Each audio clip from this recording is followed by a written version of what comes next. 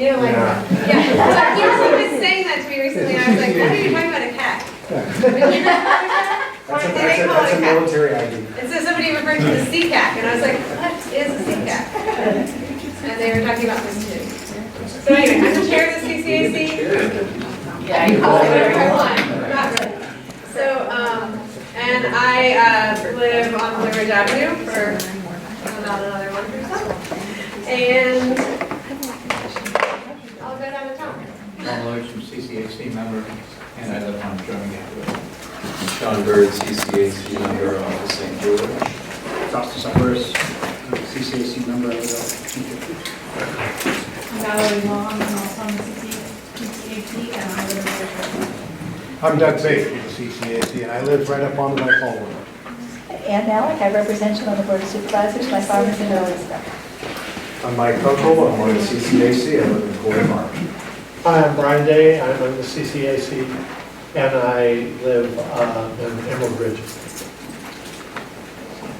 I'm Rachel Falkenstein, I'm the manager of the county. I'm Neil Means. I live east of town in the village of Ravenna. I'm here representing the village of Ravenna.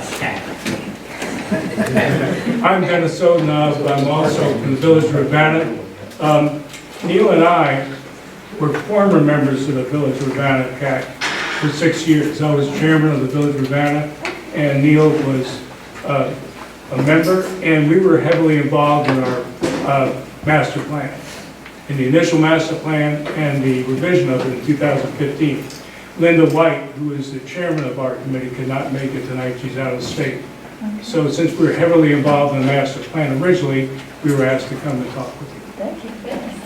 My name is Stephen Johnson. I'm the planning manager at Johns. Oh, that's fine.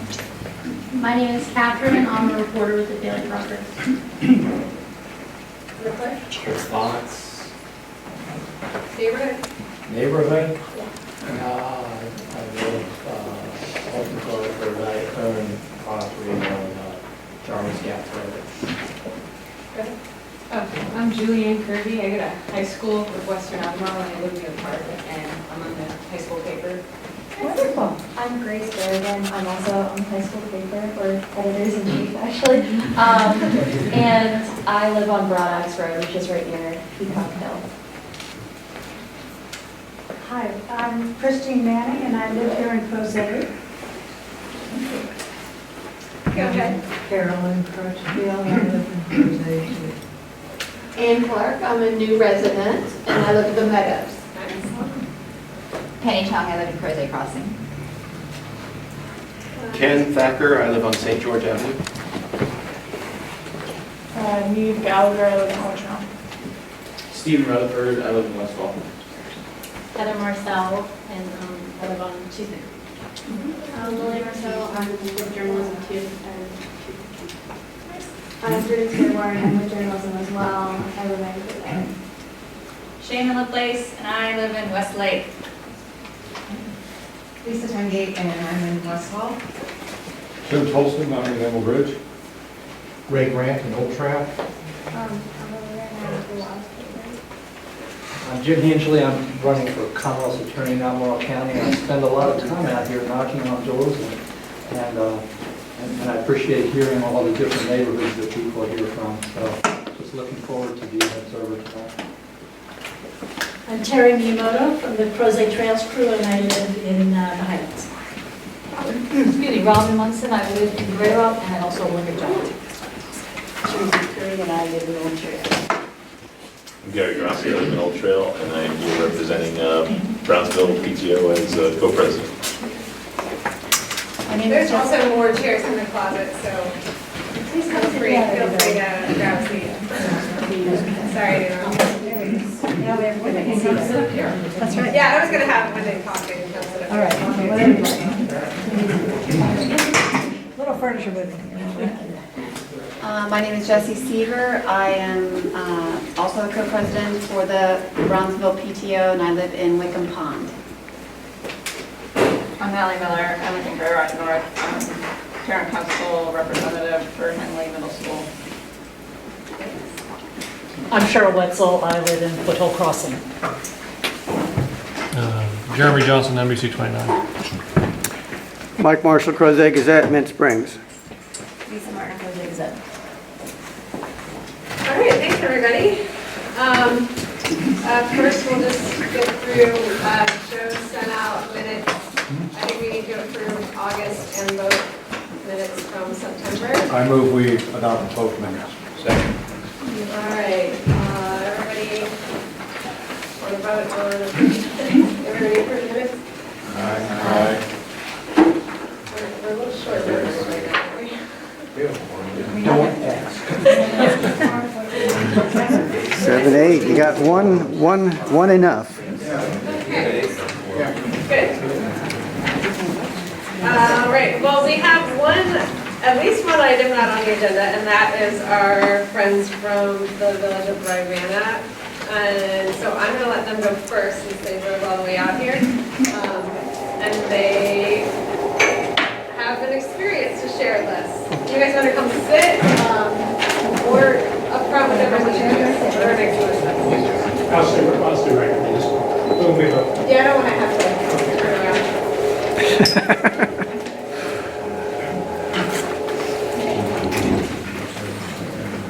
The village of Ravenna is the only village in Albemarle County. Has about a little over 2,300 people in it. It's composed primarily of Glenmore, a gated community. Ravenna Village, which is now being built, will have 315 units when it's finished. The other area, at the very end of the development area, east, is Running Deer Drive. Running Deer Drive are composed of houses, many of them are 50 years old. Many families have lived there for a number of generations. The rest of the area is primarily farms and smaller houses.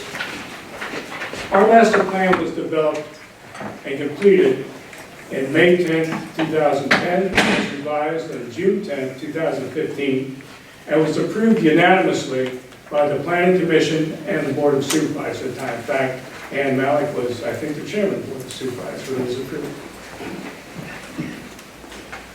The only way to get into town from our village is on 250, Route 250, east going into town.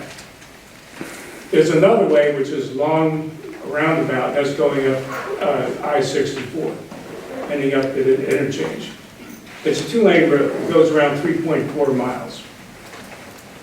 Since 2008, or before that, since 2005, the road's been overburdened. It was classified in 2008 with an East Albemarle sub-area study as being overburdened. It was designated a Class F road by VDOT, which meant it was over capacity. Right now, it serves over 27,000 cars in a 24-hour period. Cars coming from not only the immediate area, but from Lake Monticello, from Gordonsville, from areas in Keswick, from areas south. That is why we put into our master plan a very important group of sentences, which say, addressing traffic issues on US 250 is the highest priority for the village of Ravenna. Several regional projects identified in the next few pages are necessary to address future growth in a larger area, but also affect the village of Ravenna. It is essential that all of the US 250 improvements be constructed before new development occurs in the village. Those projects, those new development projects, were suggested to us by staff who knew more about them than we did. One was widening 250. Another was fixing the interchange between 250 and I-64. Another was the lights. There are a number of projects. So, along comes 2018, 2019. And development application is made to ZMA for Breezy Hill, 200 units in the eastern part of the development area. Now, our position was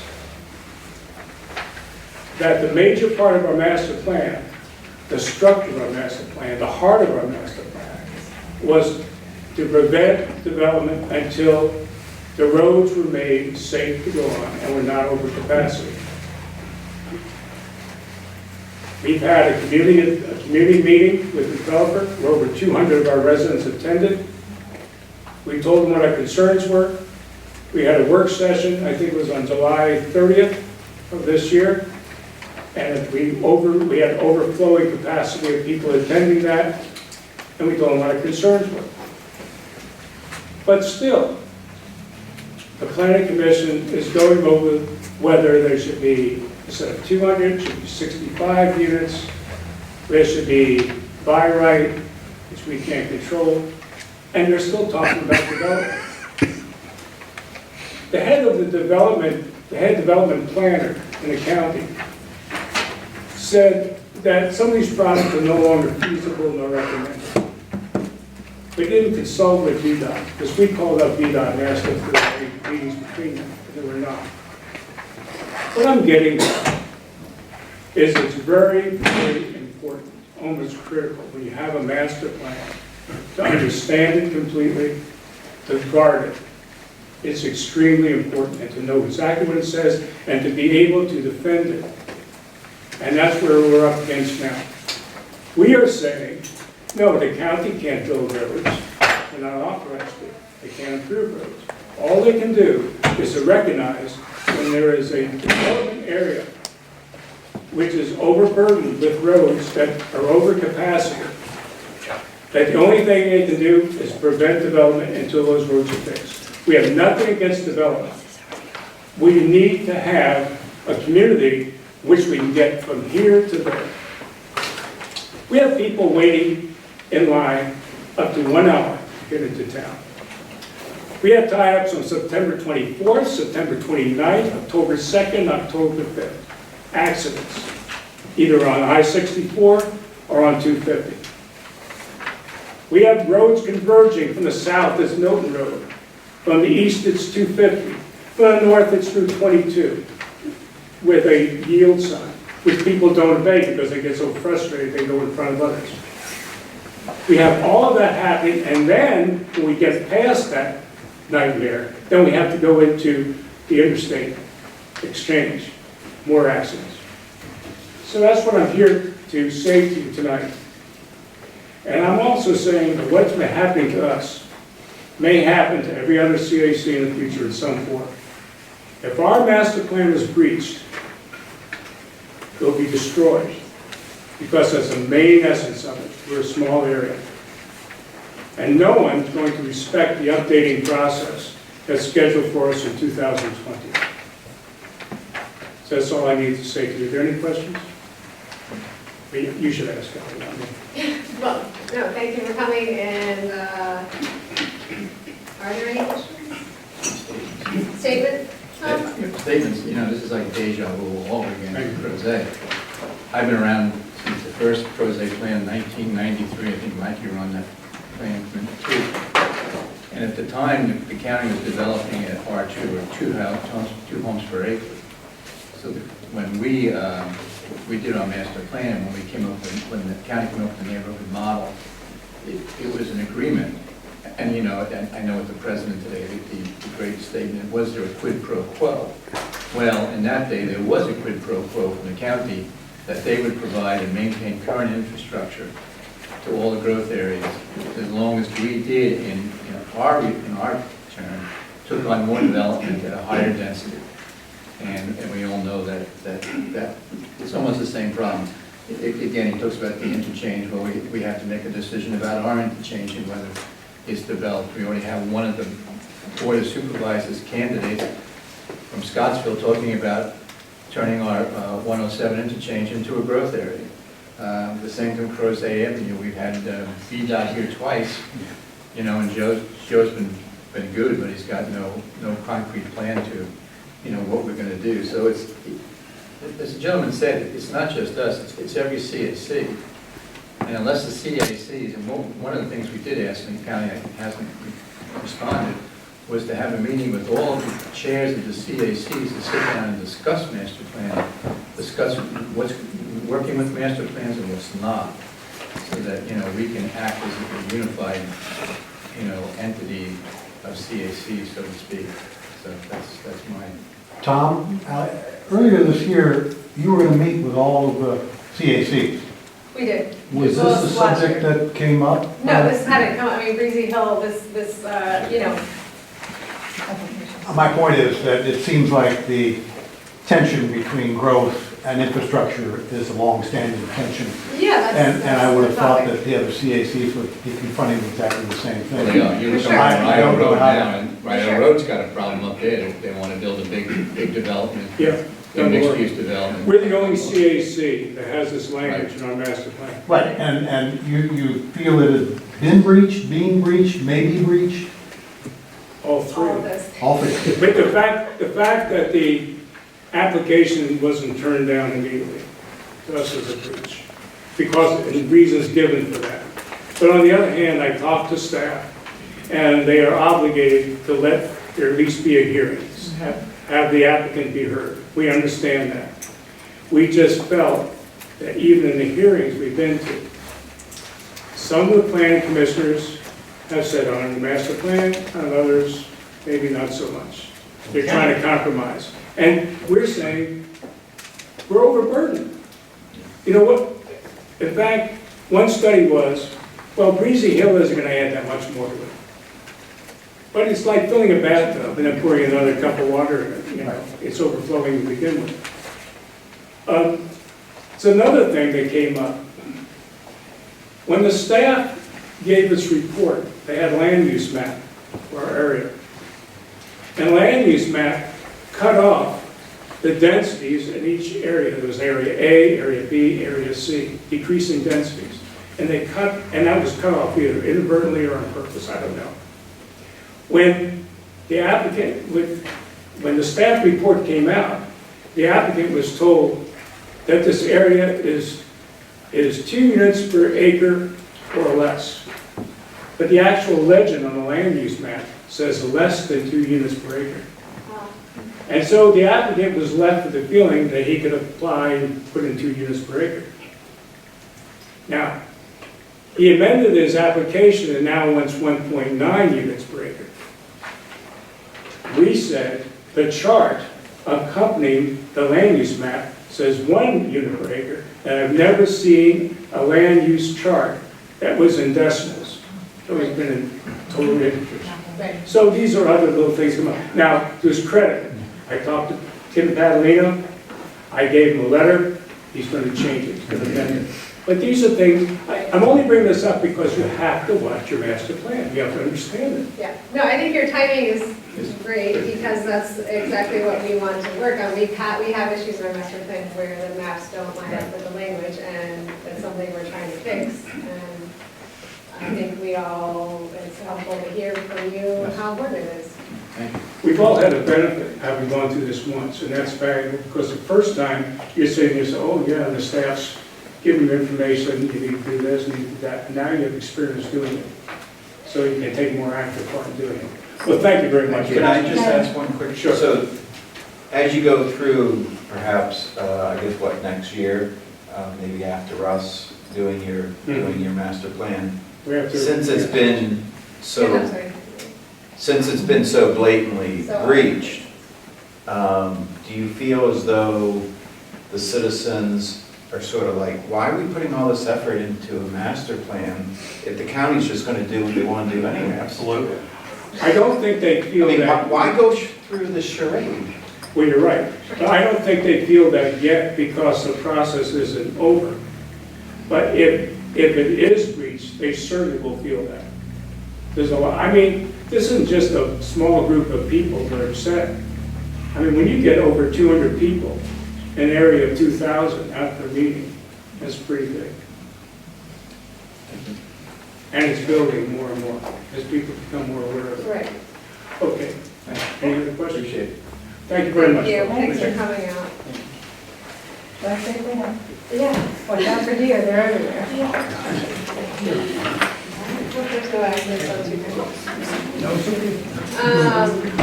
All right, so next, we have an update from John. I think Is this working? our library staff It has, doesn't need to work. I just want to get by. the projector's not working, so maybe the TV's working. Make it work.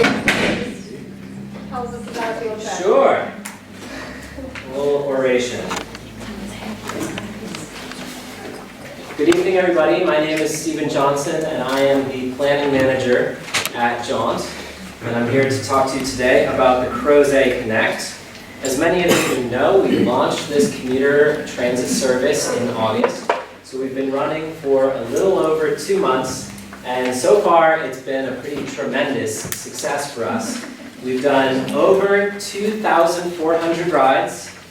That's 2,400 plus cars off the road during commuter hours. 26,000 miles of vehicle travel eliminated, and about 11.5 tons of CO2 emissions eliminated as well. So we're really pleased with the success we've had so far. Our 29 North service that we launched in 2017 grew about 200 to 300% over the first 8 months. If we see the same pattern with the Crozet Connect, it won't be long before we will need to start looking for bigger vehicles. So we're really pleased by the support that we've seen from the Crozet community so far, and we're glad that it's been such a well-received service. That said, we are always listening for feedback and ways to improve the way we're operating, and Crozet residents have been very vocal in providing their feedback, positive and constructive. We've been recording all of that very dutifully and trying to keep an eye on traffic congestion as University of Virginia and the schools came back into session to see how that would impact the schedule.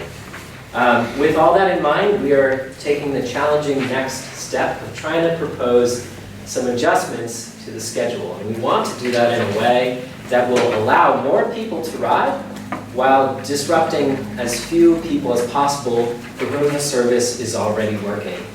And that's a really big challenge for us. But about a week and a half ago, we released our take at a schedule revision for the Crozet Connect. This included a few adjustments to the schedule as well as a few new stops. So some of the biggest things we heard about after we launched the initial service, number one, we learned more about the different work schedules that were kind of the predominant work schedules.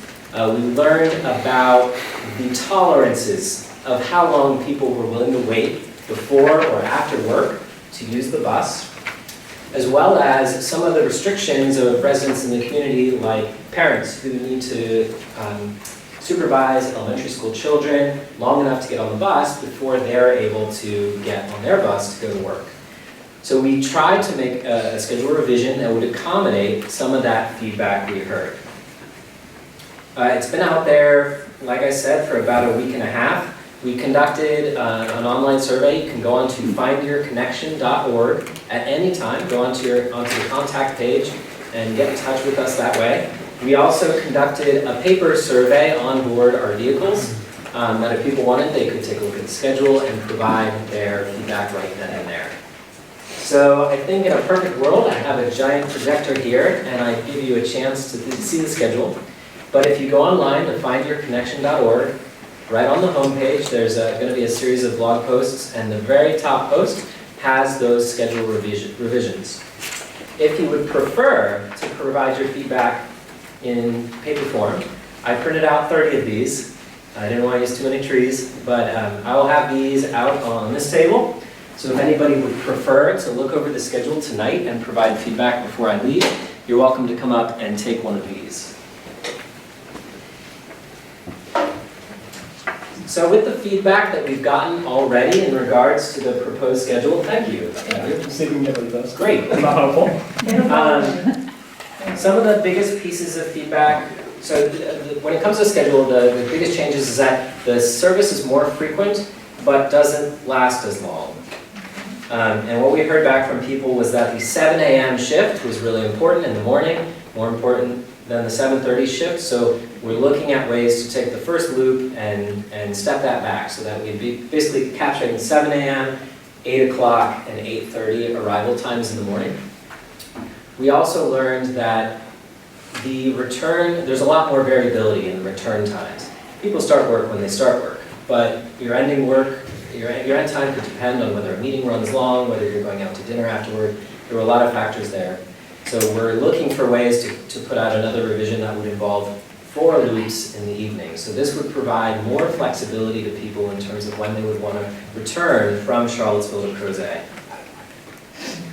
In addition to that 4th loop that we're adding, so we'll have 4 in the evening, we want to do a test of something that we're tentatively calling the Crozet loop service.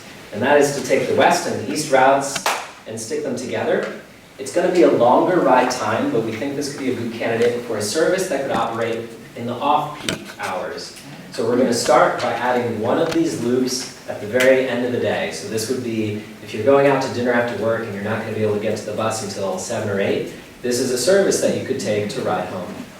It's going to be a little bit of a longer ride because it's serving more stops, but we want to test it out and see how it works. And if it works well, we can look for opportunities to use it during Fridays after 5 to help people access that, or other events, so usually football games, anything on the weekend, or looking at midday service. If somebody's going to school in Charlottesville part-time and they want to come back around lunch, we could look at opportunities like that.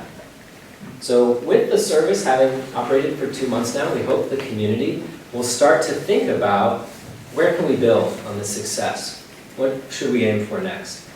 And I'm really glad my colleagues from the county are here because the master planning process is going on right now. I've been to the events they've hosted so far, and it's really exciting to see all the work they're putting in to collect your feedback. If you have experience riding the bus and you have some ideas about ways that could be improved, maybe there's not a crosswalk where there could be one, it would make it safer for you to get to the bus stop, or maybe you've been out at the bus stop on a really hot day and you're wishing it would be nice if there was a bus shelter. Those are the kinds of things that you can start thinking about, envisioning, working together with the county to work into your master plan as pedestrian and transportation improvements. Tentatively, we're going to, so we've collected a lot of feedback already. I think if anybody has feedback on the schedule, I'm happy to get it tonight. I realize this is pretty challenging to read. The paper versions are there, but I'll take a moment to open the floor. If anybody's had a chance to read the schedule and has feedback, yes ma'am. I have feedback. Oh, can I sit down? So I just want to say thank you, first of all, for doing this, because I've been wanting public transportation from Crozet for years. And I was in a very bad accident by a tree branch in New York City in May and was in the hospital for 2 weeks, and I'm suffering from traumatic brain injury. So I can't drive to town at all and probably won't be able to for like a year. So I was thrilled that you started this bus because I go to town now and do my thing and come home. I just want to encourage you, I really ask you please don't end the later bus. There's like 15, 18 of us who ride at 8:15. I don't have to be in town till 10, so that bus is already early for me. If I have to go that early, it's really hard when you have brain injury, you get really tired. It'll make my life really difficult to have to go at 7:27. Sure. And I asked the bus driver, are there more people on the earlier bus? And she said, no, it's about the same. So there's a significant group of who go later. Most of them actually go to the UVA hospital. But so the idea of having buses that go later and make a full circle, that sounds great. I guess it'll make up for, for me, it's actually better to come back early. But I was worried because I think it says 5:04 was your last time. I thought, what if people get work, get done at work at 5? How are they going to, or 5:02, how are they going to come home? 5:02, 5:04. Yeah, so but right now, if you have some later buses, then that will, bus coming back at 7 would be fantastic for me because I could go to First Friday, and I didn't go to First Fridays because my husband had 10, I couldn't get a ride home. If you have that, I can go to First Friday and come home on the bus, that'd be great. Yeah. So thank you. Yeah, as I mentioned, we had the 3 loops. We heard a lot of people say that they wanted that late bus. So we're looking at adding a 4th loop to both sides. So that'll be 2 buses, and that'll start around 6 o'clock. And then that Crozet loop service would start probably around 7 or 7:15. So there'll be 2 more options that we're If you could keep the later morning bus, I would really appreciate it. Because my life would be very bus? difficult with only that earlier ride. Yeah, the 8:15. I always take that bus, so. And there's a lot of us who take that bus. On the Crozet East or Crozet Crozet West? East I take. Thank you. I pick it up at great value. There's a bunch of us who take it. You know, it's like 15 people. You don't currently do weekends? No. Any thoughts about doing some weekend? If there is need, then we want to serve it. The trouble is figuring out exactly what that need is. It's likely that it wouldn't serve the same stops because people typically don't want to go to work on a weekend. So are there destinations in Crozet, wineries or breweries where people would want to come from Charlottesville out to Crozet on weekends and vice versa? So it remains a challenge to envision what those stops would be. I know at the last master plan workshop, there was a station that was looking at gathering places in Crozet, and the Charlottesville side was a little bit more nebulous, so that could be something for us to explore in the future. What are the most popular places that Crozetians like to go in Charlottesville on weekends? The more data we can get about that, the better we can plan for that weekend service. And also to connect and work with the trolley, which is out here, because then maybe you'll bring people from Charlottesville and they'll be able to jump on the trolley, and the trolley will do the local stuff. It might work. Ingenious. What a good idea. What's that gonna cost? Anna, you mentioned you said the trolley into Crozet. That's right. Where does that go? We keep seeing, but I'm here. Everywhere. Well, 1 p.m. on Saturdays, you can do a ride to the vineyards and breweries on the Crozet trolley. This isn't a plug, but no. But it's also, you know, I would imagine a lot of people I know want to go to the Charlottesville Mall for Crozet on the weekend, right? And Yeah. you know, you may not have to do much more than say we're just going to the Charlottesville Mall. I don't know. The downtown mall. Yeah, put that on top of my list for sure. The downtown mall. I came here specifically tonight to, because I know you all were going to be represented, and there's quite a few of us here from the Meadows, and it's just down here on Crozet Avenue. And I found myself without a car just recently for 3 weeks and realized that it's almost impossible to get out of the Meadows. There's no sidewalks, you can't walk into Crozet, you can't walk to Old Trail. And it'd be perfect for the Crozet Connect, and so I'm here to request a stop there. There'd be quite a few of us who would really use the service. Take that back, thank you.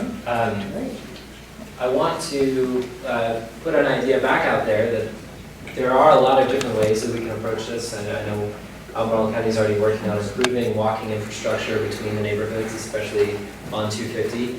Another thing to look at in the future is a circulator service that would serve Crozet. If that were in place, then we could have only 1 or 2 stops where our buses would come. And if the circulator service is able to bring people to that smaller number of stops, that frees up our resources, and we can serve a much larger part of Crozet. Well, I would love to walk anywhere, so if there was some place where they had sidewalks on the street, Crozet Avenue. Also, the thing is with this development, you're talking about more development, and right across the street is a development that feeds into that traffic jam there.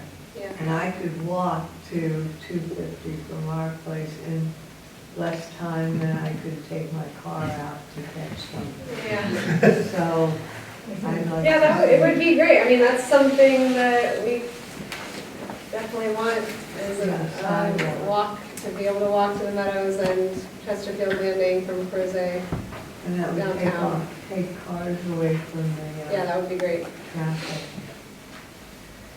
All right, well, if that's all. So the last thing to say, is this the blog post or is this the, oh, we got the blog post. Sure, thanks. Yeah, go down, there's a section on the new stops. So we've got a couple of new stops, including one in the Highlands. So we were really excited. Members of that community expressed enough dedication to the service that they were walking to Wickham Pond. Wow. So we've put a stop in their neighborhood for them. We've also put a stop on the Crozet West route serving Fontaine Research Park. We got a number of requests for that. This may not be the final location. We're still working together with UVA to settle the final location, but there will be a stop in the Fontaine Research Park.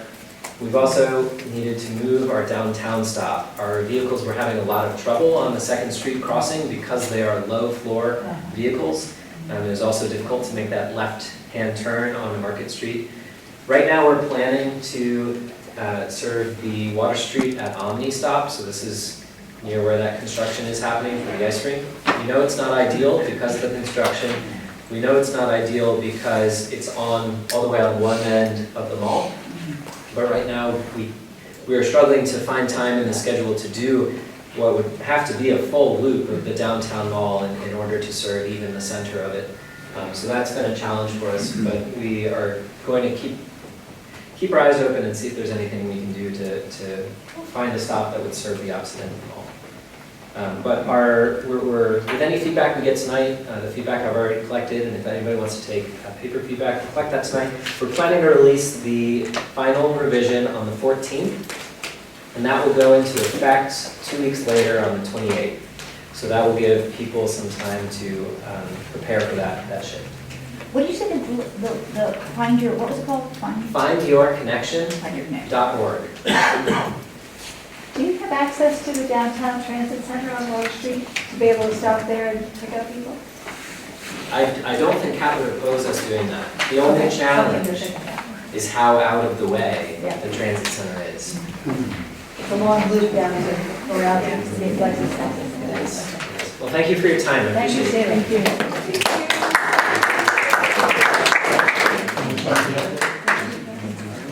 Okay, so now we're going to get into our discussion of schools.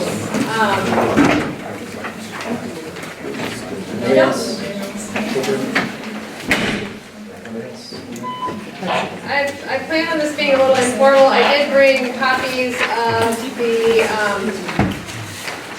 current, well, it's not really up to date, but the best they have for the current enrollment at all the schools and the capacity projections. So there's some more copies of this maybe near you, Valerie. I don't know if they got handed out there or not, but so we have people from Henley and Brownsville and Crozet by request. Am I right? We wanted to hear from them. So if all of you guys have, I don't know where we want to start, but we have, I think we kind of wanted to hear, concerns. I mean, this is a committee that specifically deals with the master plan, and we're in the middle or the beginning of the revision of the master plan, so this is a time to really talk about what's going on with our school capacities, what parents want out of the schools as far as, what's the ideal, Crozet elementary and middle and high solution. I don't know. What do you think? Well, Joe had raised this issue last time, and drafted some things, and clearly had read through the materials. I wonder if he might be able to frame this for us so that we could have a meaningful discussion. Well, yeah, part of the reason was not only the master plan's going on, but we're also at the beginning of the capital improvement budget cycle, which is just getting going. It's going to go for the next 6 months or so. And one of the key proposals that seems like it's getting some traction is the expansion at Crozet Elementary, which is a really nice project because it's kind of a twofer. Because you get an expansion at Crozet, also you get to alleviate the overcrowding at Brownsville, because my understanding is the plan is to shunt some of those students over from Brownsville and even out, more or less, the numbers there. Not totally even out, but balance them better. And so part of the thought here was not only to hear from people and get the concerns, but also to hopefully kind of motivate some people in the community to show up. And one of the things I passed around, I'm not sure if you made it over there, I know it's back here, I don't know if you guys got it, it's the budget calendar. You'll see there actually, so there already has been, we already are a little behind, in fact. The budget, the Board of Supervisors and the school board already had a joint session at the beginning of this month to talk about the funding priorities. And then the next meeting is coming up on the 15th, of the advisory committee, which is taking those broad visions and turning them into a workable plan. So from my perspective, and Dan has additional thoughts, but my thought is that this is a really important decision point where we can really get in early in the process and try to make some noise and ensure that particularly that Crozet expansion is really prioritized in this. Because if we wait until we're down here into March, April, May, when it's going to the board, that's too late. would imagine.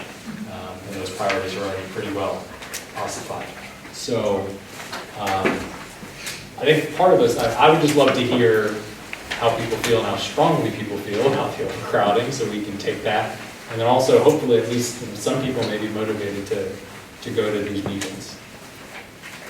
And those are 2 to 4 in the afternoon on the dates on your schedule there, the 15th, Yeah. 22nd, and 29th, 2 to 4. 2 to 4, and I actually had to email the clerk directly and ask where they are, because it's not on the Albemarle calendar, and I even requested that, it's still not up, so. Usually 2:41, but we'll have to get her, or 2:35, so we'll Yeah, have it's to get her. just in the county exec conference room. Oh, okay. Yeah, it's just really hard to find out where that was, so. Behind the glass wall. Where is it? 2 to 4 p.m. The second floor. Second floor of the county executive conference room is what I was told by the clerk, and I emailed it. Someone will help. Well, remind me also, I think when we haven't approved this resolution yet.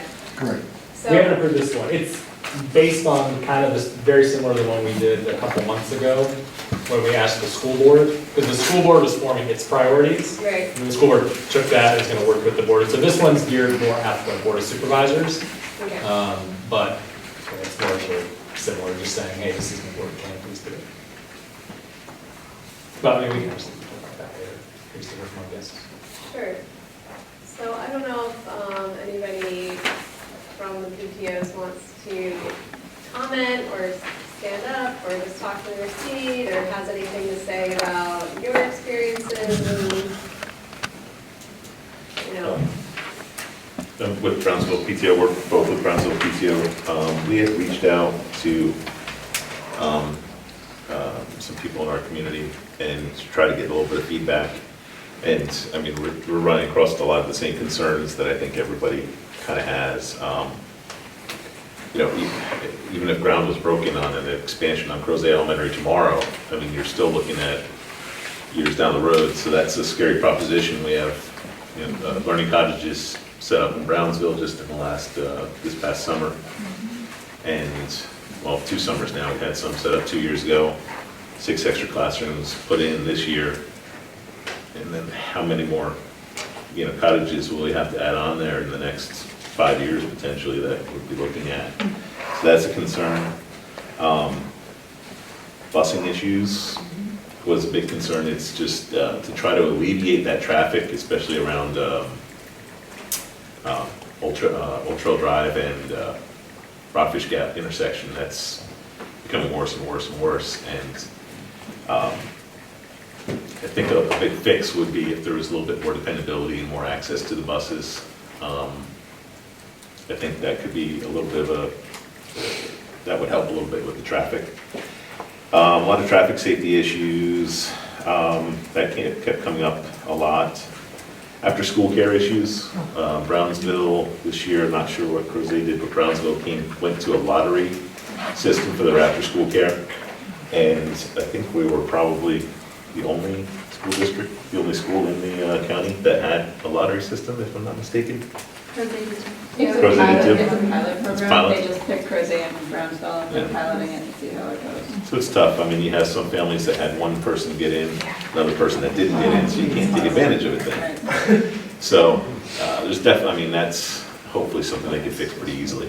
But I think that's going to become more and more of an issue. If I can read my handwriting here. Another concern that we had was, you know, we've been tagged as level 3 by the state for our education, which is like one of the lowest levels, kind of like a danger zone. And a lot of it's coming from mainly economically disadvantaged area of the population and disabled part of the population of the area. And so we need to kind of work on some way to kind of help with the equity and helping out with that, mainstreaming them a little bit more and kind of helping out a little bit with getting us out of that probationary period. And what am I missing, Jesse? There was some proposals for ideas for solutions, but those are basically the issues that everybody, traffic, and then there's speeding issues that are coming up because of that, which is creating some danger for our students that are coming off of buses, especially during that time of day. You know, again, alleviating those traffic, and the infrastructure and the growth is also part of that. They're just worried about, we're not even, right now Brownsville's at 863 students.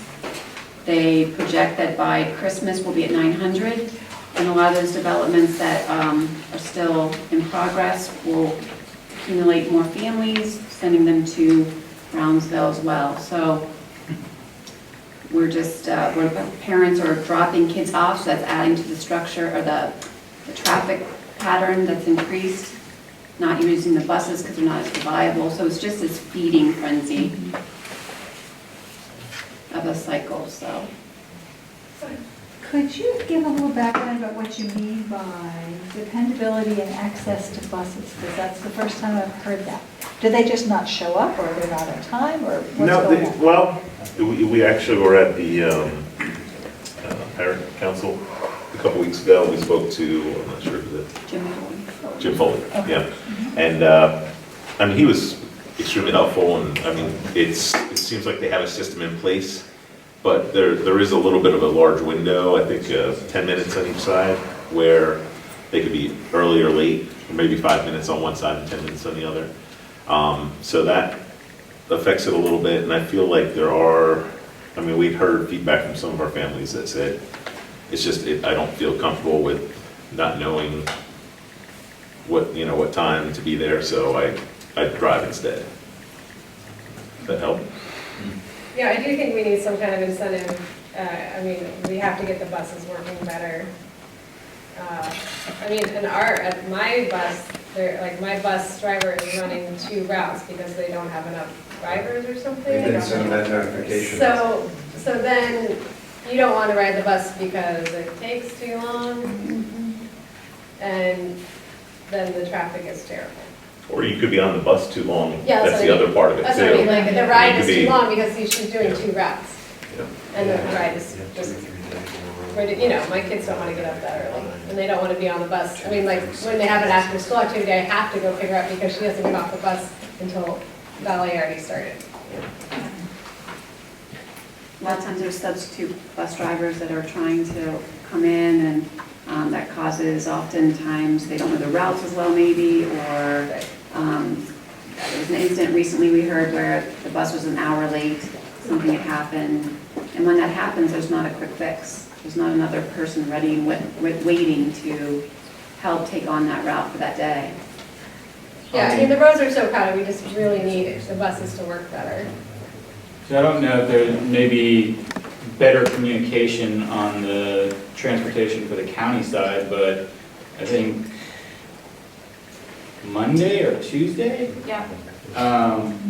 we got the kids on the bus, and parents, like 5 minutes talking, a second bus came to pick up the kids that were just picked up.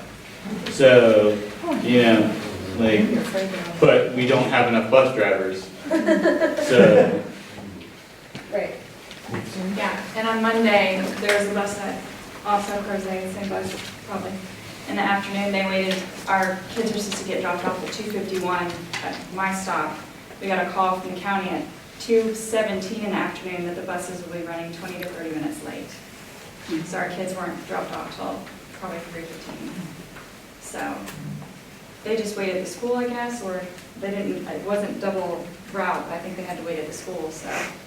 It's just a concern, especially for parents who can't be there, or if they have a strict schedule, how are they supposed to actually Right, accommodate I mean, that? that's a problem, it's a problem both ways, like you stop riding the bus because that happens a few times.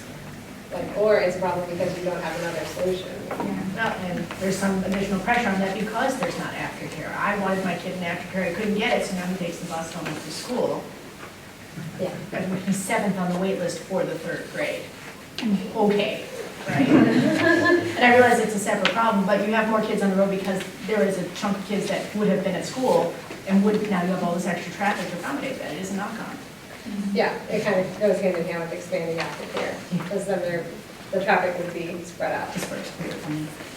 These are ultimately funding problems. Yeah. At the end of the day. Is that the issue with aftercare, that there's not enough funding for more teachers? Or But it was space. They have to hire them because Well, they were doing a huge hiring campaign in the summer for after-school employees to help with that.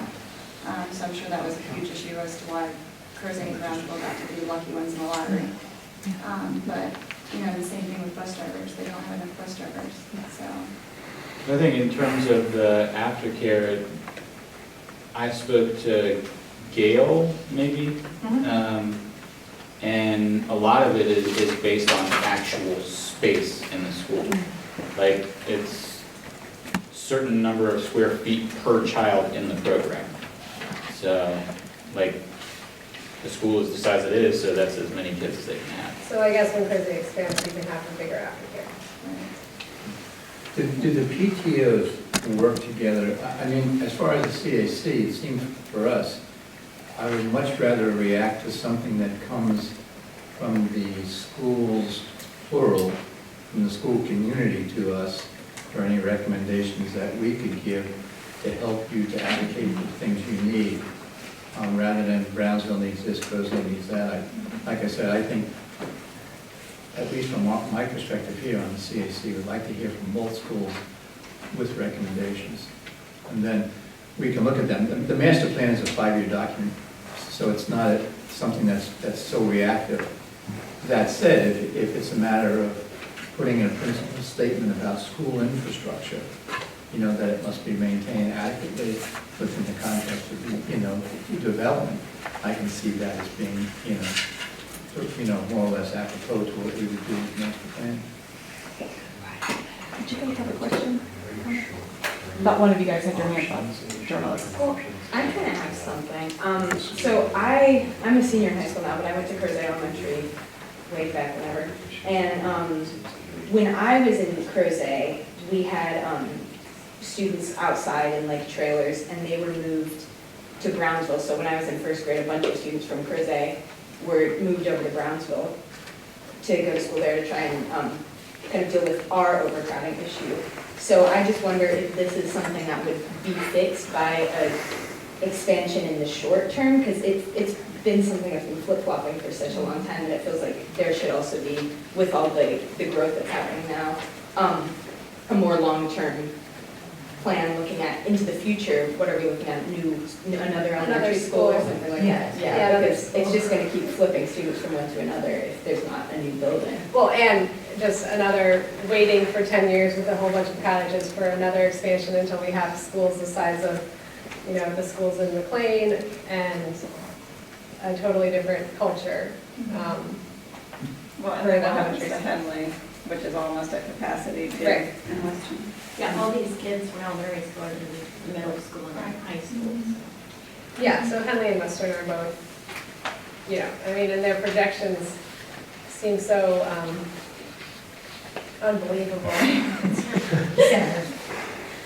Well, and I think another thing that would be helpful to know, and I'm new to Henley, so I don't feel like I can speak for everybody there, but my understanding is that there's been talk in past years about redistricting and moving some of the kids at Henley to Walden, which actually has space. It's like significantly under capacity. So, but that wasn't a popular idea. And I'm wondering too, like the feeling between like at Brownsville about possible redistricting in Crozet. I just Nobody wants to be redistricted. Nobody ever wants to be redistricted. Yeah, but nobody wants to have overcrowded schools either. Right. So one thing on the radar is another one of the school board's items that it's requesting as part of the capital improvement. In fact, it's the one that's right below the Crozet addition in terms of priority, was a middle school planning study. Part of examining, because of that exact thing, because we have these real disparities where some schools are actually way under capacity, especially at the middle school level, and some are busting at the seams. So trying to figure out a better way to balance that out. So that actually is, they're requesting $500,000 for that study to go into that. Just the study is for $500,000. Yeah, I was just going to say, I was really surprised to hear about that at Brownsville and Crozet because I went to Merriweather up until 4th grade and then Murray in 5th grade. And I think my 5th grade class had about 45 kids in it.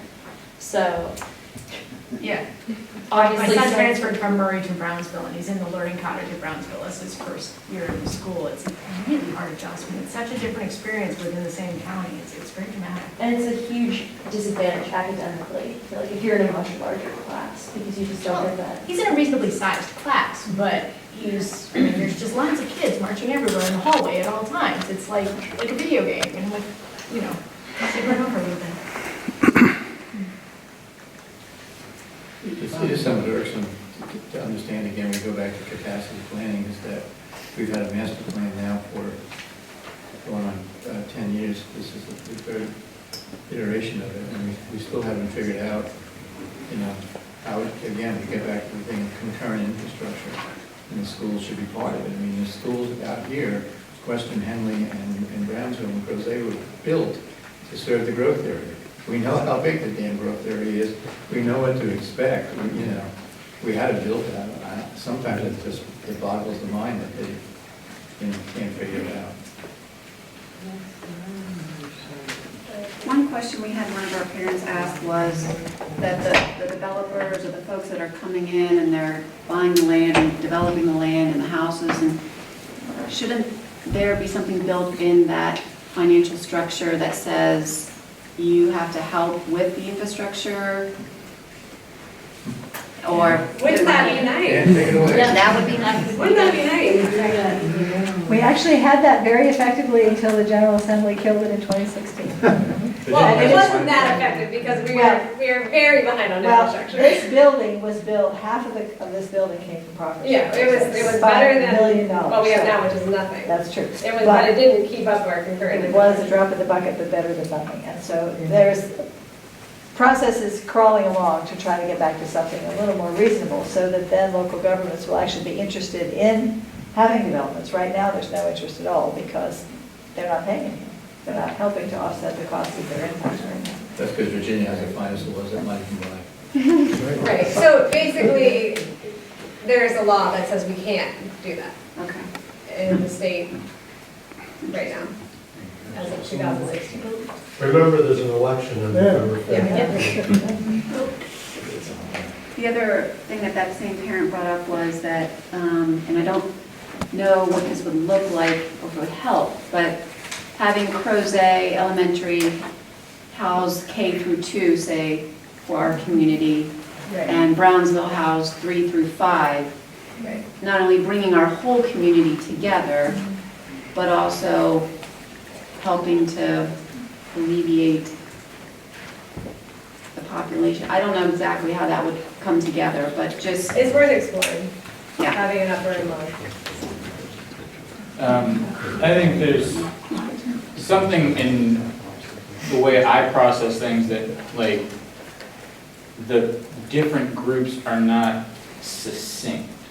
Because, like, I've been to the first 2 planning meetings that we've done, and, you know, Crozet, small town, everybody loves that, you know, and then here we are making a monstrosity out of Crozet Elementary, which you ask anybody that's been through Crozet Elementary, what do they love about Crozet Elementary? It's a small And what do they school. love about Murray and Meriwether? Right. They're small schools. Yeah. So it seems like in terms of like the planning and, you know, getting everybody on the same page, you know, the people that are involved and are at these meetings, you know, that's what I keep on hearing, small town, small town, small town. So, you know, we're there and trying to kind of get that process and help to shape it as best we can. I think, you know, like another school, another small school, fits that small town. Yeah, and that was in the master plan, is in the master plan. I mean, a third elementary school. Yeah. And unfortunately now, we're way past do that, and we're gonna have to add on to Crozet. One other thing, I don't know how this fits into master plan or that, but an issue that comes up a lot at Henley, and I think probably other places, is the basically lack of diversity out here and what we could do to try to increase that. So I'm just sharing that because it's something that I've heard from the community. You know, I'd like to take a shot at answering that because it comes up a lot. And I think you should know that since 1993, the first community plan we did was actually brought about because there was a discussion over affordable housing in the community. And we decided that there should be a better way to do that. And since then, on every redistricting, rezoning, I should say, that's come along, the community has supported the county's position that there should be at least 15% affordable units in each development. We've also had, how many units down, Habitat units down at Wickham Pond recently built? 6 down there. So I think it's fair to say that this community has gone the distance that it can, to make sure that there's variations in housing. The model plan, the master plan, the model plan that the county has was for a variety of housing types. Now you see a variety of housing types down in Old Trail. What you don't see is, a large variety of incomes, but they do have 15% affordable that they committed to within that. Well, and I mean, just to jump in, as far as I understand, it's also a county policy that's part of the problem, because the units that are affordable, or like the Habitat houses, there's no protection of those going forward, so the owners can sell them at market value. So they are lost to the market. The Wickham ones are an exception to that, all the rest of them are in exactly that category. Yeah.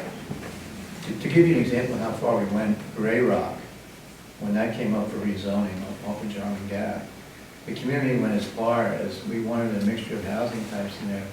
One of the fellows in the community was an architectural drawer, artist. He rendered what the development could look like with a mixture of housing types, and we presented that to the county, and we lost. So they went in all single-family homes. But I've heard a lot of people say the same thing about diversity, about, it ain't for lack of trying on the part of this community. Well, and it's also, the 15% is only the 80% income, right? And there's tiers, so we could argue for lower tier, 80% in Crozet is not actually very low income. 72,000. I don't have It is. A $214,000 house is what that value is, what that's. Yeah, so I mean, if we got it down to whatever the next tier is 60, when we're talking about the 15% low income, we mean 5 of them have to be 60 and 10 of them have to be 80 or something, just so that we could actually try to get a little lower on the price. It's more bothersome that developers can buy their way out of it too. Yeah, that's different. It seems to be that with the cost of land and the cost of new construction, the solution for affordable housing has to come with existing housing stock as it ages becoming affordable. And we have to be able to support houses that are already there. Because building a new, even like an 800 square foot, like an apartment with 4 units or something, it's going to cost like $130,000 just to build a unit like that, So, like, how do we maintain affordability in existing housing stock, I think is a question. That's something we're going to have to take up, is so we don't lose the housing stock that we have within Right, that. right. In some of our older neighborhoods, Right. Doesn't become more economic to tear them down and Right. put up 2 houses, 3 Right. houses that, I know what you're saying.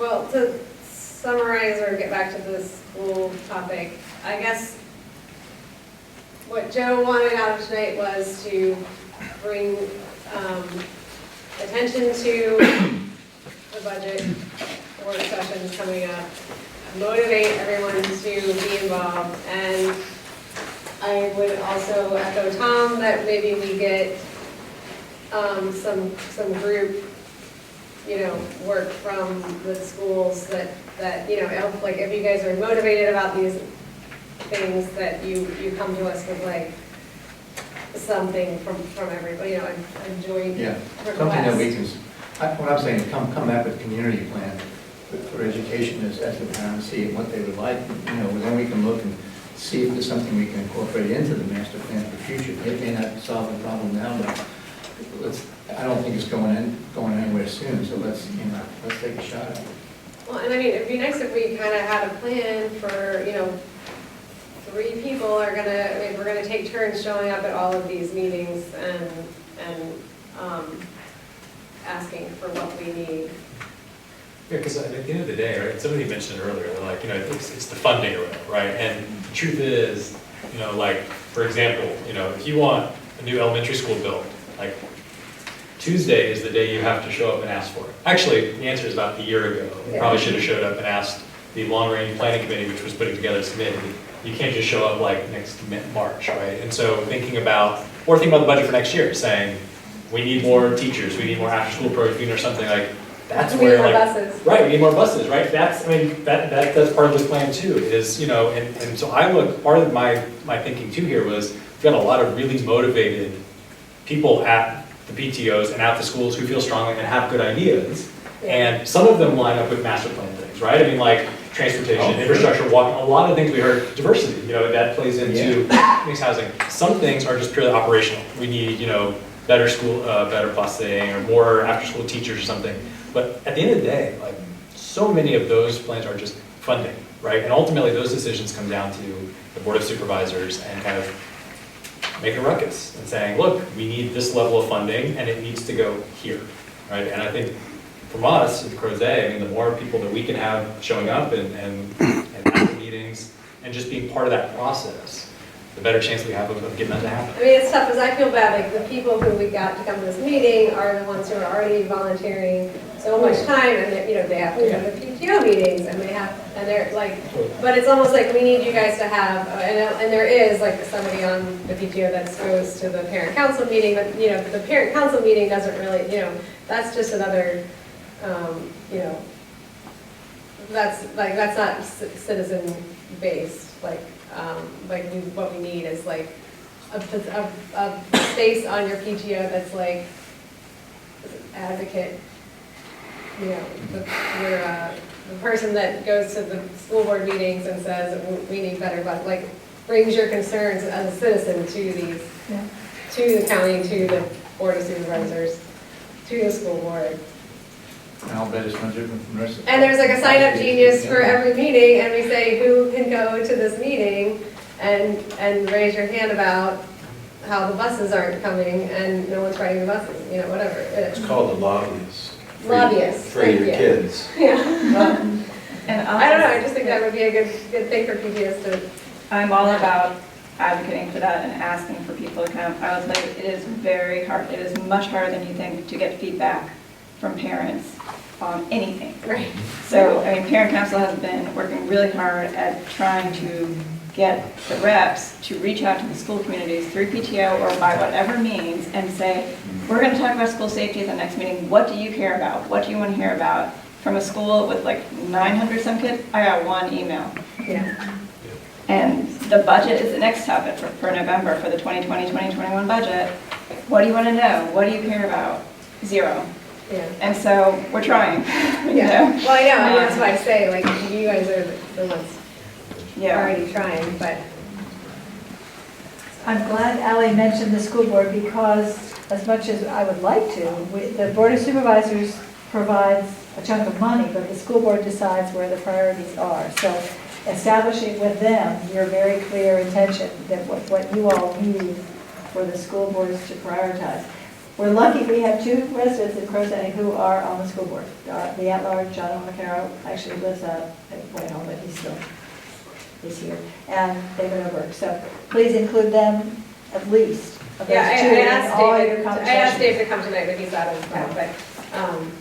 Well, it's a combination of the school board and the board of supervisors, because the school board sets the priorities, right? Like on this list, if we want things 1 through 10, but how many of those things 1 through 10 get done are ultimately up to how much money is available from the board of supervisors, right? I mean, if all the money you get all 10, but if the board of supervisors says, actually, we only have enough money for 4 of these, pick your top 4, right? So it's a function of, number one, prioritizing, which is why the resolution was, let's make sure it's high priority, but also encouraging, ideally, we'd like all of these to get done. And if people feel strongly that we're willing to commit money, I mean, and ultimately, a lot of it comes down to taxes, right? I mean, are you willing to pay for it?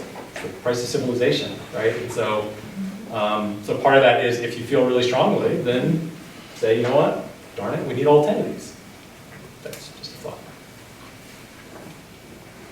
If I may, I'd like to throw out an idea that came up in previous master plans. If you look at the map, it's about 75 yards from Old Trail Drive to the back of the Henley parking lot.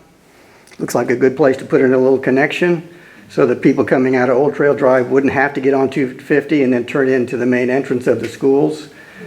You know, if your destination was the school, you'd have a more direct way there. It's been thought of, but so far I hadn't made the team. Like a road? A road, yeah. Well, the Henley parking lot is already a disaster. Right, but could it then, Henley, people leaving Henley would be able to get out into Old Trail that way? Right, but I'm wondering, yeah, there would have to be like a traffic plan in place though, because it's currently a free-for-all. Sorry, I mean, I can't say, my daughter begs me to drive her or pick her up from school, and I say, no, I can't. I Well, I can't have get to there. because my bus driver texts and drives, but, yeah, that's fun bus driver story, but, you know, it's like a free-for-all coming out of it. Oh, I agree, I can't see it. From what I hear, Means it needs more entry and exit points. That's what it means. From what I hear, there are parents who park over there and just have their kids walk to them. Yeah, that's what I do. But I also was thinking what you said, there's a trail that leads to Henley, and there's a lot of people from Old Trail that do walk to Henley and Western Yeah, from Old Trail. which is great. Yeah, let's just make it a car trail. Can you bike it? Yeah. You give a mountain bike. Yeah. So But there's there's also a walk, like a sidewalk if you want to bike. If that trail were improved for biking to the level of bikeability, would people bike, more people go there by bike, you think? You can bike You can take the sidewalk. on the sidewalk. It doesn't And honestly, hurt. like I graduated in 2015 from Western, and it is so much better. Like when I went to Henley, my mom taught at Western, and I would sneak out of the parking lot to cross the road because they wouldn't let kids leave from Henley. Like you weren't allowed to cross the street, and so that took a lot of like advocating to be able to go from one school to the other. But I don't know, like I was taking pictures because my dad, when I moved here 10 years ago, you weren't allowed to walk to school, basically. So I don't know. I hear all this and I'm That's like, good. oh, but what it used to be.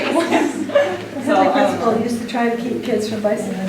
Yes. Yeah. Didn't they, Jay? Yes. I'd like to suggest something too, is with the after-school program, maybe better utilizing the recreation center, like right next door is the Meadows Community Center.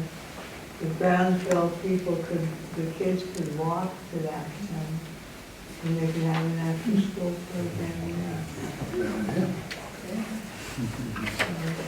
All right. It's the use of the recreation department. What do we think? Are we, I'd like to move the resolution that's been put before us to support to the county supervisors, the funding for Crozet Elementary. any discussion? Are we good to vote? Okay, all in favor of approving the resolution? Aye. Aye. Any opposed? A question. Last meeting or the meeting before, we had a presentation about Claudius Crozet Park's new facility and seeking money through the CIP process. On the one hand, that would compete with the Crozet Elementary. On the other hand, it might expand the amount of after-school program. How likely is that a conflict, one with the other? I do not think the Crozet Park thing is moving forward this year, because they're still working and they're still fundraising on their own.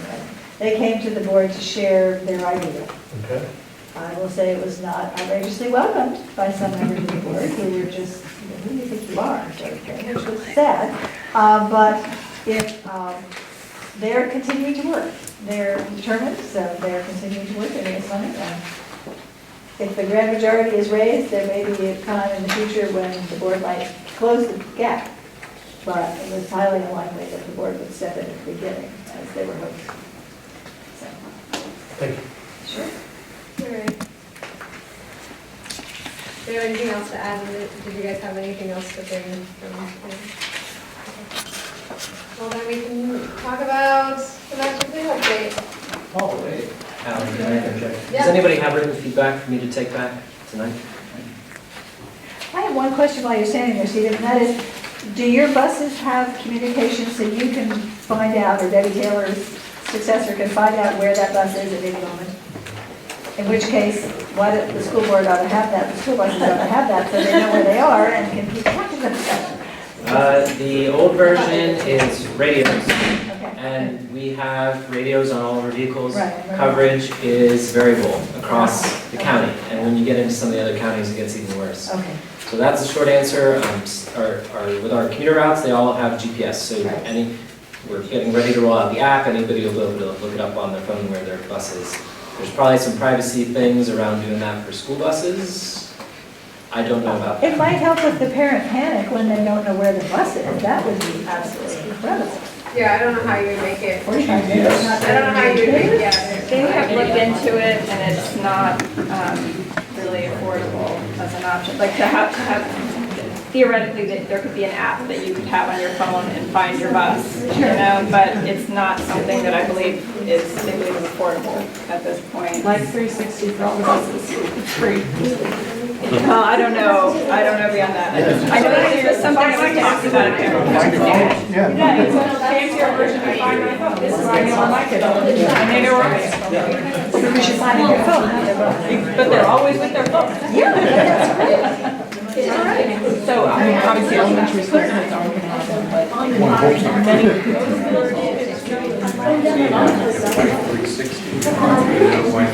That's what I have. We have that number. Yeah. You're talking about.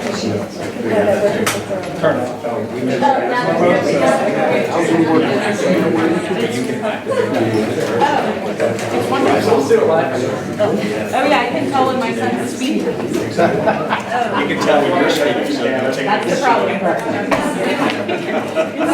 But you know what? It's called accountability. It's important to learn. All right, let's let Andrew, it's a good thing. Yeah. Okay, so well, first off, good evening, everyone. Thanks for being patient so far. I don't have a chance to introduce myself. I was playing tech support earlier, which was not my best role. My name is Andrew Newpool. I'm a neighborhood planner in Elmore County, kind of overseeing the Crozet master plan update, which we've been working on for a couple of months now. So again, the purpose of this kind of check-in with you all, the CAC, and of course the community is also welcome to chime in with their thoughts to participate in the master plan. This is a chance for us to check in about how the process has been going so far, the direction it is going in the future. So probably a little bit of context. I wish I had a screen to put up our graphics, but you know, things happen. Our plan B is we're just going to do it live, and I'll just kind of try to make sure I articulate clearly what's happening and where we are in the process. So we've had 2 of our community workshops so far, which are our main large community meeting venues to talk about the master plan update. We are currently in our phase 1, which is our visioning phase 1 master plan. So really focusing in on the guiding principles, the core values that are really important in Crozet that we've heard about. We kind of mentioned earlier with the Village Ordinana folks that came out, understanding the difference between the map and text, understanding how we read this plan, how we make sure that we have a shared understanding as the community, as staff, and as a developer, because otherwise this plan does not get implemented the way we understood it to be. It does us no favors to have discrepancies and to have a plan that no one understands. So just to reiterate, that's why we're starting off with this visioning phase, because we want to make sure that we understand what the needs are out in Crozet, what you all feel are the things that are important to the community, to make sure that we chart our path forward in a way that's responsive to that. So we had a workshop in September really focused in on just high level identifying the issues that are out there. Our workshop last Tuesday was focused again on starting to hone in what small town feel looks and feels like, what the jobs and businesses that we heard a lot about in this first meeting, what that should actually look like in Crozet, beginning to have a conversation about housing, mix and choice, and affordable housing, which is a pretty complex and nuanced topic that we'll explore later on the planning process. And then also our important centers, like Stephen mentioned, places we want to go, places we want to recognize currently, and begin to think about how we get around Crozet and addressing some of the traffic concerns we've heard about, and even things too, like being able to walk and bike to school that came up in the last discussion. So we're making sure that through the process we're responding to what we hear from you all.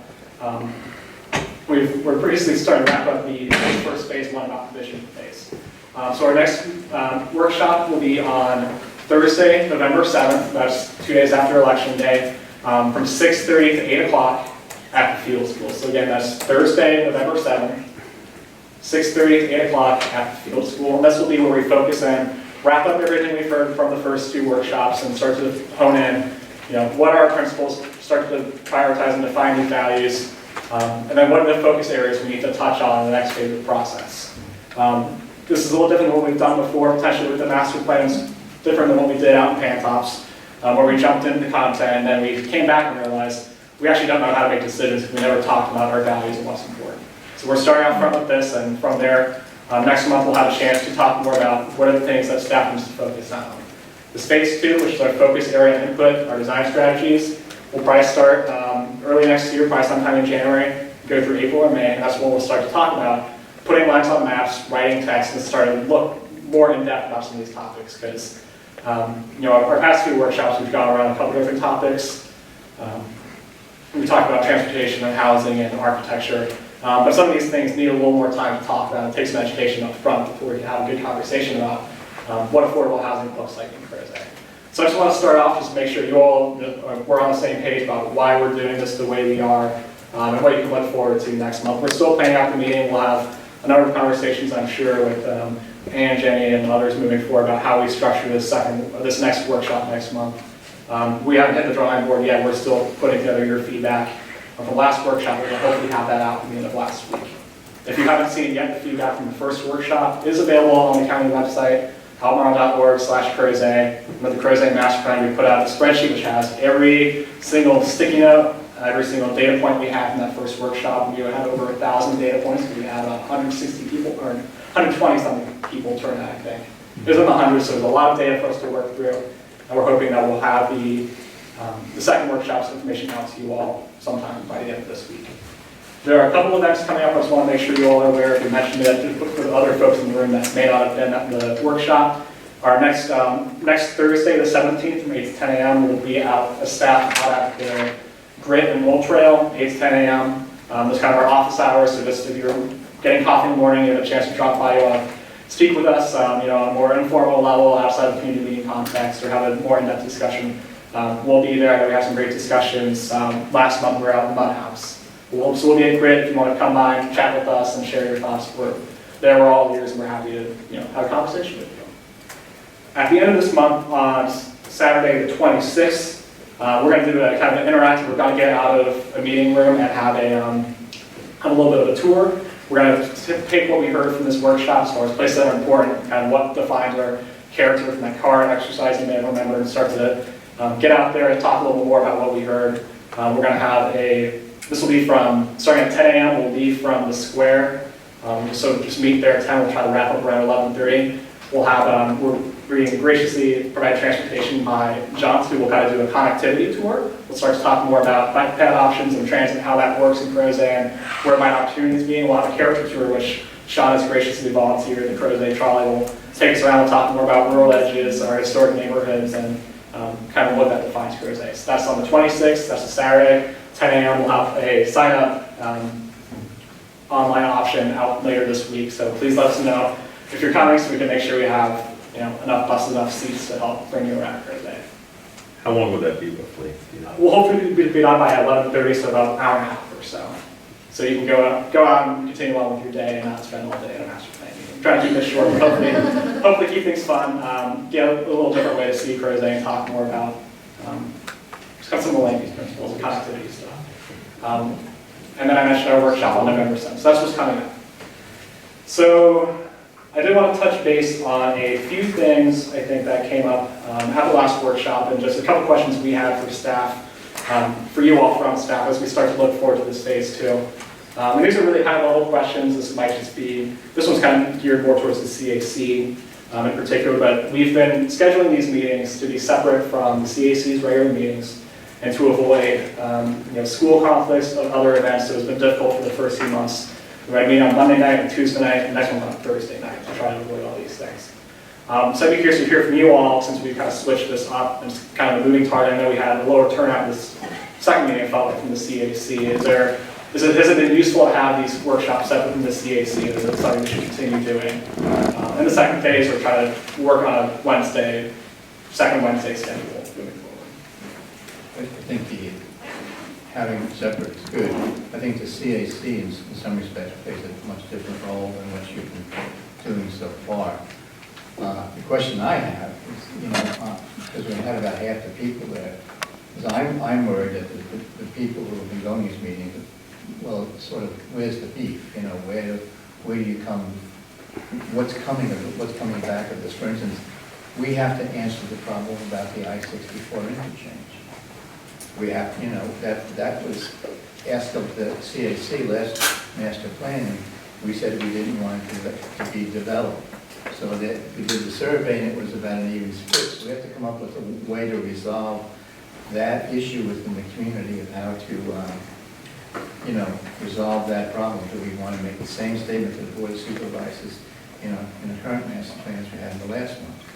And I think we have to, again, look at the issues that we had last time, which is the issue between the language and the map. And Adelaide would have been the perfect example where the map said one thing and there were no less than 7 statements saying the opposite in the text. So when you talk about a series of principal statements, I think that's a great idea, because I think that's what we need, is a series of principal statements, so there is no ambiguity to the staff and to the board of what statements you're going to make decisions on, and the decisions will be based on those principles. So, like I say, I think the CAC plays a sort of a different role, but I think we have to get down to the issues sooner or later with the people. I think we got good feedback. I didn't see anything in that feedback that I was there that was not consistent with the survey we did, to be very honest with you. So I think you have to, at a certain point, you have to give people back something. Say, all right, this is what we're going to do. It can't be 15 months of taking information. It's got to be something for Tom, seems like it was at least a year, maybe a year and a half ago, maybe 2, that we drafted a set of principles as a CAC and voted on as a resolution. Do you think it makes sense to revisit that and bring it back up? Yeah, I think we have to do it in the context of where we are at this time with the master plan. Right. You know what I mean? We have to, I think, again, we know the mistake we made last time. I don't think it was a mistake, it was just the way, it was used. I'll give you an example with this one. You mentioned affordable housing, and at the last meeting, there was a display of housing types for affordable housing. Well, we don't make that decision about what gets built. My concern was that in showing that, and people putting green dots, that all of a sudden, that's going to look good to replace the affordable housing stock we have now. So instead of one house, we'll put up a quadruplex, and instead of two cars, we'll have 4 or 6 cars. You know what I mean? And we're going to take those neighborhoods and radically change them from the way they are. That to me was, a little, I don't know. I just thought, what is affordable housing? We've been fighting for affordable housing since 1993. But it doesn't rest with us to make the decision. It rests with the developers and community. Well, unless there's a percentage requirement that's at 60% instead of 80%, as Ally was illustrating earlier. And I don't know what the number should be, but even most of the affordable housing that gets counted in Crozet doesn't allow nurses and retail workers and, the kind of diversity that, and teachers and firemen and police officers and so forth to live here. And so the numbers are just too high. Thank you, Ron. Thank you for that segue, because where the view is going, that was supposed to be exactly what you were discussing. And then PHA sold the land out from underneath us. Yeah. We spent months working with them on exactly what you were talking about. A place where we could have teachers, volunteer firefighters who are having problems staying in this community, and extend it. And they gave us this big song and dance, month after month meeting. Then without a bayou leaves, turned around and sold the land to the view. We're getting luxury. So now we get apartments where there shouldn't be apartments instead of affordable housing, Yeah. So. I appreciate these comments. I also do want to make a plug too.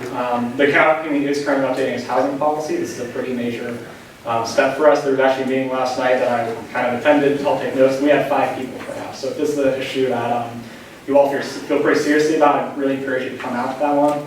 The next top meeting is on Tuesday, the 22nd at County Office Building, room 235, from 6 to 8 p.m. And we're going to start to talk more about solutions and how we actually make this all happen. This is an important part of scrapping with this master plan.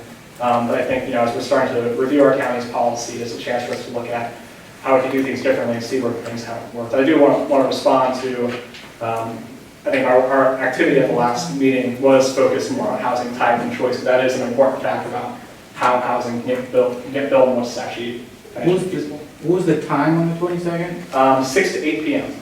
What was the room? Room 235. Yes, I really encourage you to turn out. I think it'd be great to have more people because it's a pretty critical issue for us as we tackle master plan work. I mean, there's a lot of nuance to the topic, and it's important to have continued participation. But with that and how we, the types of housing are built, I think that, as we look at solutions like form-based code as a zoning tool as opposed to or conventional zoning, there are ways to start to look at different housing types as well. So I think our intent with this is let's open this up, let's take a step back and see, think more creatively about some of these solutions and what we've done in the past, because they're obviously not working for us. Let's take a step back, take a look at what we really want, and see if there's a way to get there that we could bring forward as a policy level that we'll explore in the next phase. So I just want to respond to that. And I think, it's a complex issue. We're trying to make sure we approach it not just in density, not just in an AMI percentage, but also in the mix of housing types that are available, which does tie into density and what our neighborhoods look like. We did hear a lot about preserving historic buildings, historic homes, and affordable housing that is currently out here in Crozet. So there's a lot of different nuanced topics in this issue, so we're just trying to really open them up right now before we come back into the policy tools that would get us there. So sort of bring back to the CAC meetings and just, I know they play separate roles from the CAC versus the master plan workshops, but would it be more helpful for you all to go maybe have the master plan workshops on the second Wednesday of the month, and if we need to schedule a CAC meetings, otherwise would that be an amenable solution? So what I hear you asking is, can phase 2 master plan meetings be at the CAC? Is that what you're asking? Or flip it, have the CAC schedule meetings outside. I think we're just trying to think about how we schedule these meetings moving forward and making sure that people are available to attend. What are the phase 2 meetings going to be like? More or less probably the same as what Same as they were. I mean, I have concerns about people fitting, and hopefully we get. We wouldn't use this space necessarily. We'll spend the second Wednesday, we'll focus on the workshop, and if the CAC needs to meet, we can find a flexible time like we've had been doing to accommodate having our board member present, our planning commissioner present with their standing meetings. Right. I'd like to see the CAC respond to the county with things that it's coming back to us that it's either proposing for the master plan in addition or changing the master plan so we can get to it early enough and digest it. Yeah, I think that sounds, I think that gets to Tom's thing, which is, like the summaries you have written. By the way, I'll put a plug. I mean, the website they have and the data is phenomenal. This Google Maps, every data point is amazing. But maybe, especially since we're not starting from scratch, right? Like we're modifying the existing plan. Right. So I would think that would be maybe an opportunity to say, look, here's what we're getting in the summaries of the feedback. Here's where we as staff are starting to think it may not line up, because most of it's going to line up, right? Most of the sticky notes are like, yeah, that's totally in there, walkability, sure. But where is it not? And then maybe the feedback is the CAC say, it seems like there's a disconnect, or we might modify here. Is that sound right? So I guess my big thing would be to keep them separate. Yeah. I mean, I'm just going to get defensive because we've said from the start we want them to be separate. So I just think you're coming back and being like, are you sure you want them separate? I guess my point is more about time. I mean, because my answer is still, no, I want them to be separate, and I understand there's scheduling problems, but it just sounds like you're going to co-opt our meeting time. I guess I should clarify about the timing of this. I think the CAC has an important role responding to the workshops, and this feedback has been helpful. Would you guys, as we start to look at this next phase, we need to think about starting to schedule, starting to preserve groups soon. And trying to put together a phase 2 schedule. Would you be amenable, if you're still okay with doing these 2 meetings a month as you have been doing, would it be potentially more appropriate to flip it, have workshops on this Wednesday and do a special meeting, different meeting time? Okay, yeah, the only issue with that is that I only have this room reserved on second Wednesdays, and it's pretty much impossible to ever get this room again, and meetings outside this room are never as productive. For the CCAC. For the CCAC. But for the master plan workshop. Right, but yeah, but if it'd be the- much better somewhere else. Right, but if the master plan workshop was the second Wednesday, then we wouldn't be meeting We'd be here. out of here. And I would have to and we would all have to figure out when and where we're gonna meet, other time of the month. Which reminds me, bring good audio if it feels cool, because The other difficulty with picking only Wednesday for the workshop is that it rules out people who Right. are on Wednesdays and that. So I personally like the fact that you're doing different days of the week. I know it's a pain for you, but I think it's better because we're giving more people a chance to participate. Even if they couldn't come to the previous one, they can catch up on the homework and get there to be able to do that. Well, and we just have an established schedule here.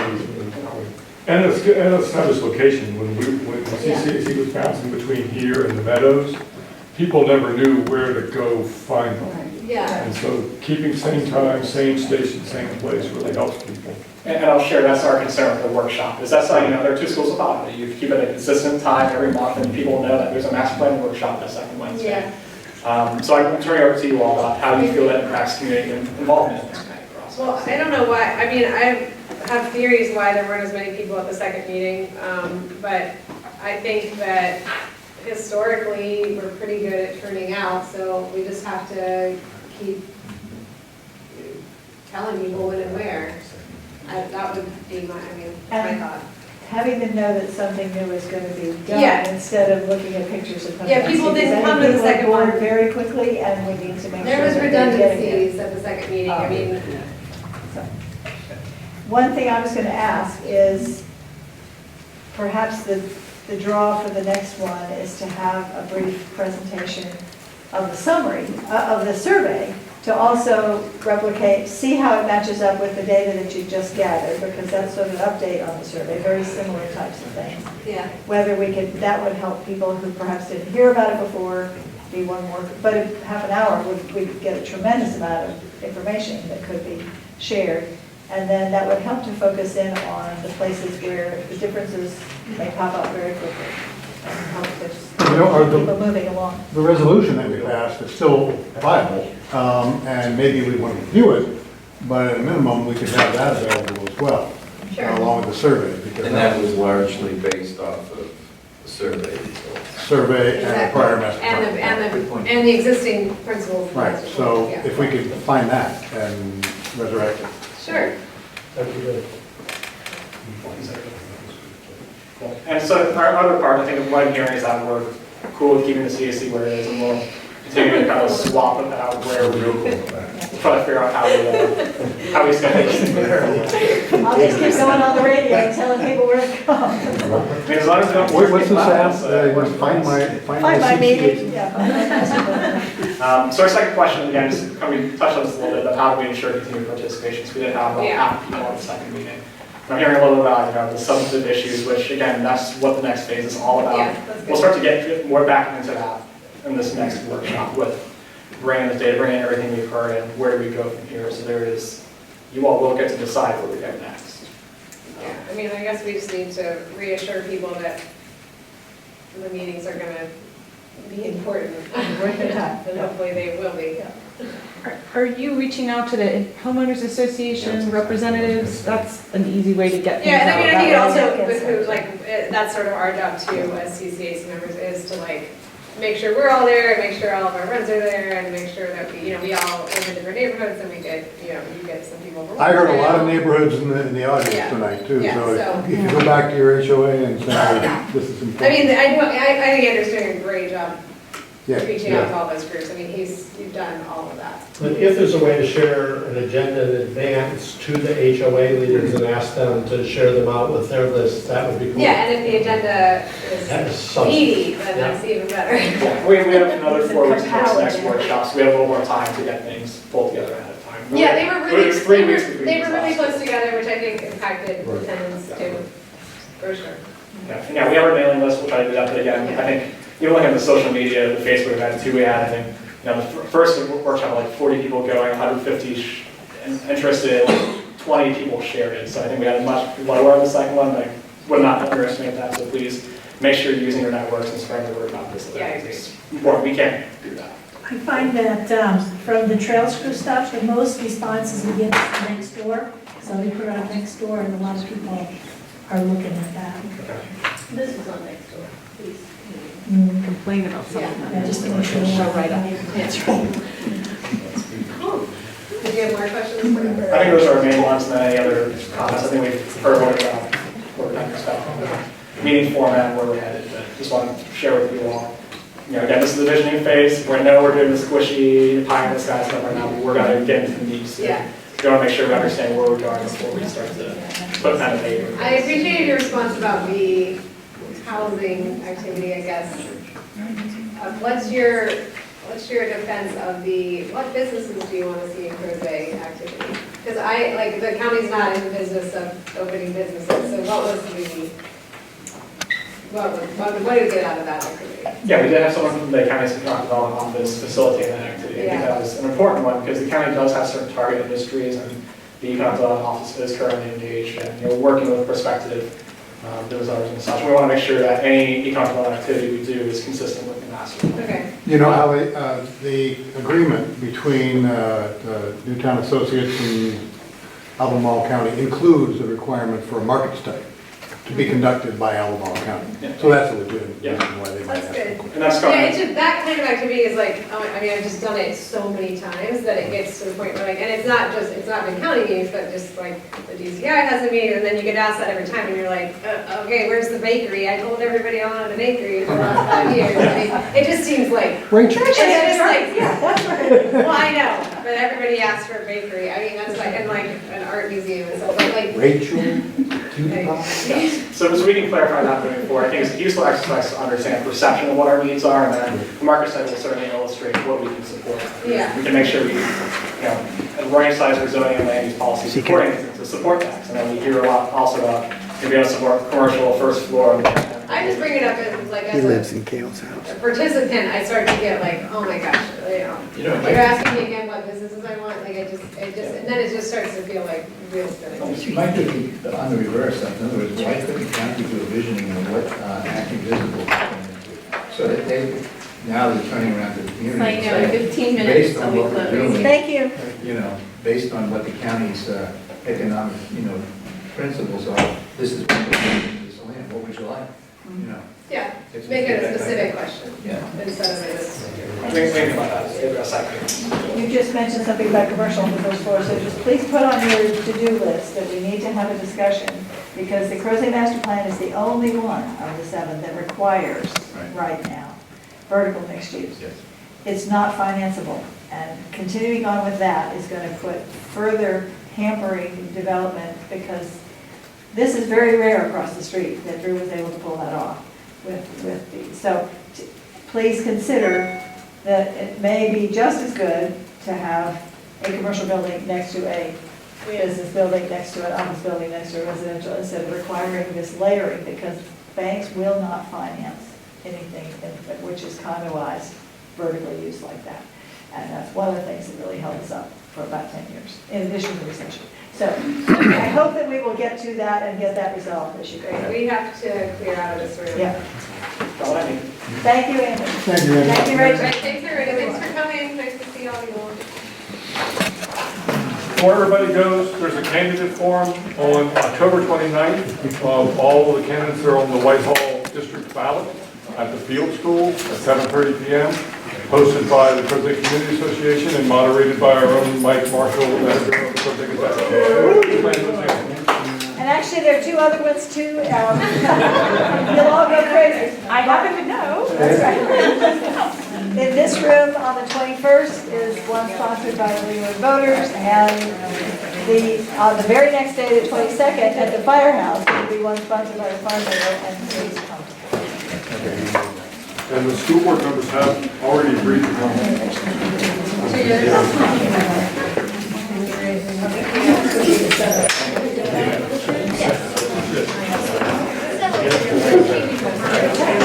come.